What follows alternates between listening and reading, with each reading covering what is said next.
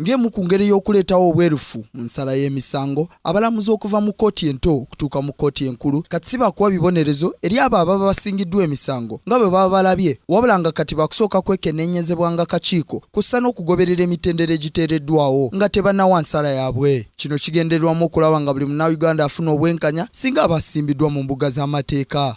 Bino byogeddwa Ssaabalamuzi w'eggwanga Bat Magunda Katurebe wabadde atongoza akakiiko kano kw'ossa n'ebiragiro ebinaagobererwa nga abalamuzi nga bagenda okuwa ensala yaabwe ey'emisango.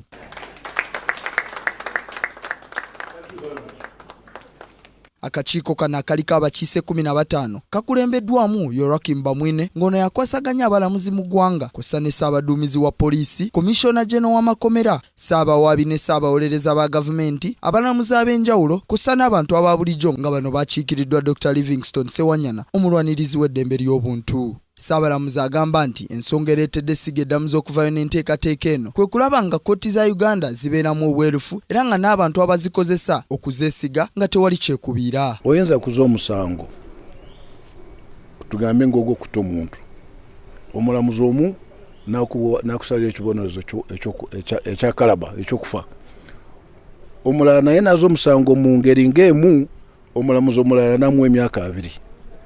Kale awo noweebuuza lwaki oli yafuna death, yafuna okuttibwa ate omulala naye yaza omusango kumpi gwe gumu ye ne bamusala emyaka 2.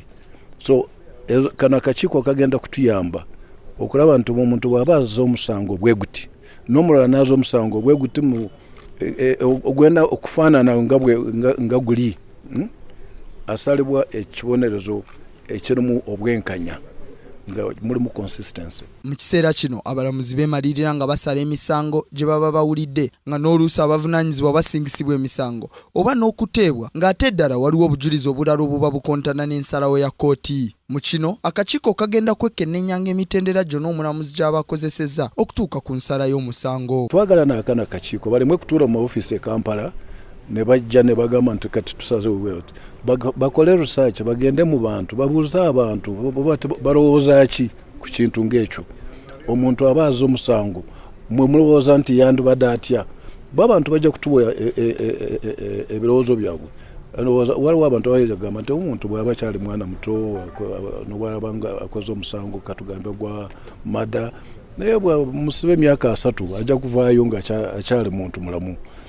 Abalala bayinza gamba nedda kino kintu kibi nnyo, omuntu aba akoze ekintu ekyo wakiratibwe ndowooza okimanyi nti death sentence ekalaba ekyali ku kitabo tenavaawo, ekyavaawo ye kugamba nti no oteekwa ekyo kyavaawo, naye omulamuzi alina discretion. Kyembadde njogera muli discretion oyo ogikozesa otya kugamba nti ono afe ono abeere mukomere emyaka 10 ate nga bazza bona bakoze mada. The judicial officers will be finding the sentencing process very smooth, very friendly, and therefore we expect many cases to be disposed of after this. Egimu ku misango egyandibadde nga gyekkennenyezebwa obulungi okumalawo obumulumulu singa akakiiko kano kaaliwo gwegwo ogw'omugagga Kato Kajubi eyavunaanibwa ogw'okusaddaaka ebbujje, ogwa Dr. Kiyingi eyavunaanibwa ogw'okutemula mukyala we, ne guno ogw'akasembayo ejjo ly'abalamu ogw'okuttibwa kw'omugagga Kasiwukira. Olw'Abannayuganda bangi okuvayo ne beemulugunya ku bibonerezo ebyo byonna ebiba biweereddwa abo ababa basingiddwa emisango mu ggwanga lyattu Uganda,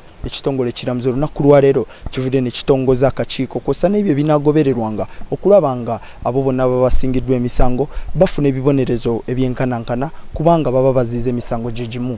Steven Tulyargayo, Kingdom TV, amalindirire. This is Kingdom TV.